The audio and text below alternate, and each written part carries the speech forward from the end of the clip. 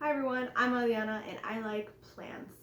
You know, today is a really beautiful Saturday in the suburbs of Chicago. I did yoga this morning. I went to do a curbside pickup at one of my favorite local plant shops.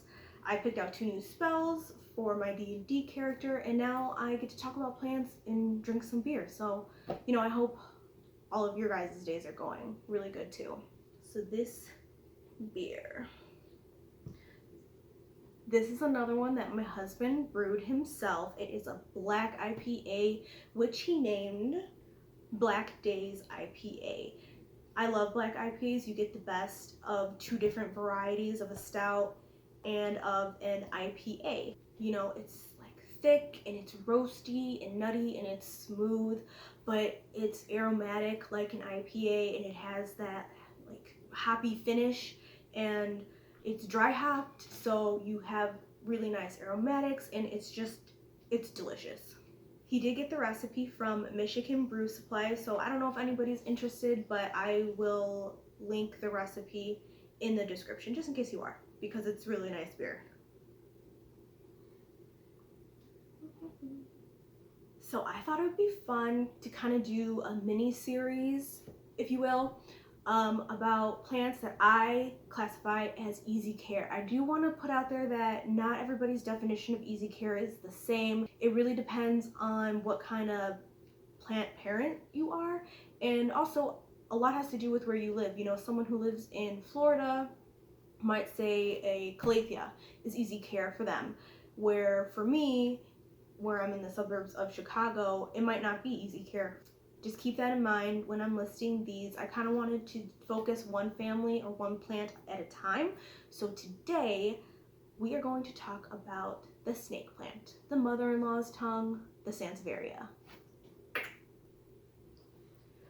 Okay, these are just some of my Sansevieria.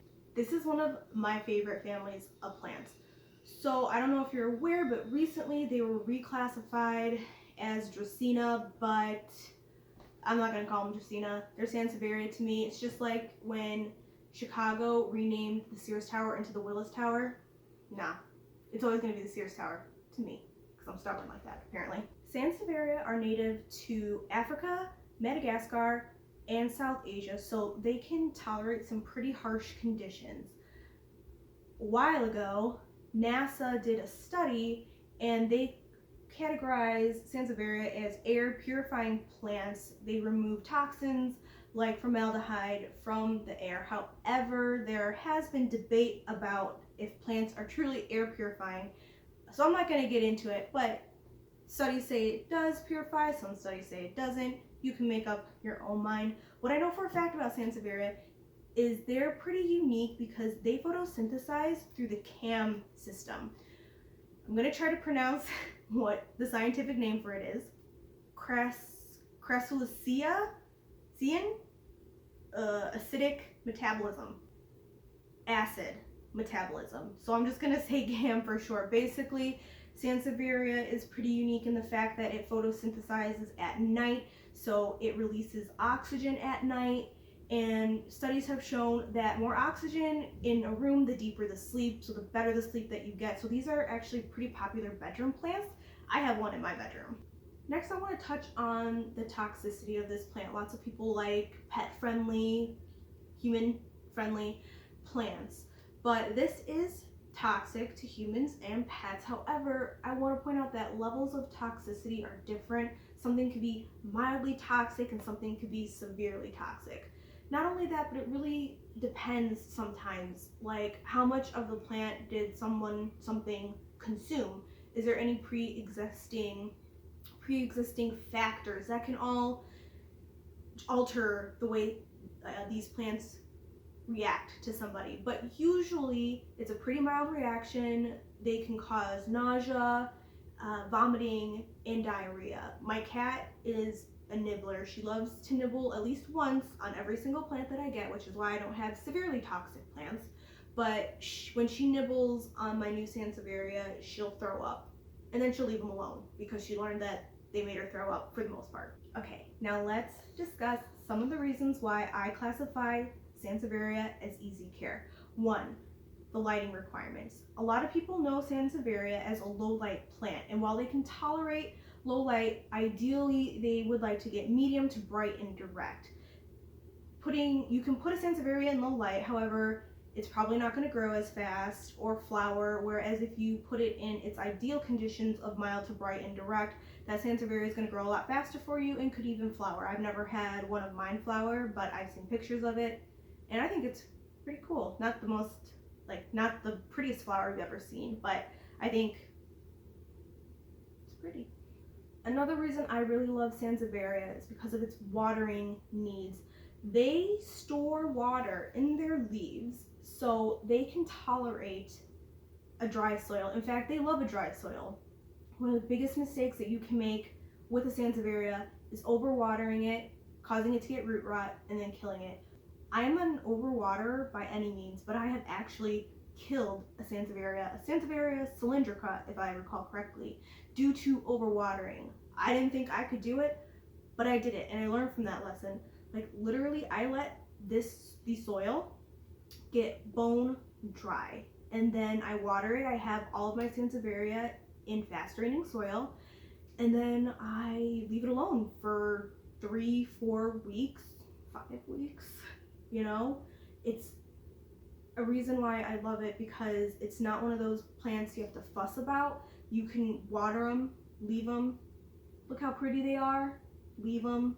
Oh yeah, I have a Sansevieria, it's beautiful, leave it, and then maybe water it. And I really like that. I want to bring up the temperature Sansevieria can stand. They are so tolerant of changes in weather. However, they do like to stay above 50 degrees. So as long as you do that, you're going to be fine. I live in the suburbs of Chicago, and we can get really harsh winters, really hot summers. And not only that, but I live in an old house, and my house has drafty windows, and it's fine. It can stand a draft, it can stand the heat, and it's not gonna burn, really. It might suffer a little damage, but I mean, it'll be fine. It can just tolerate so many different temperatures, and that's why I have so many, because I can place them literally wherever I want to in my house, and I know they're gonna do fine. Those are the top 3 reasons why I love Sansevieria. Can tolerate different lighting, doesn't need to be watered that much, and it can really stand harsher temperatures and lower temperatures. So in my idea, perfect for where I live and for my plant care.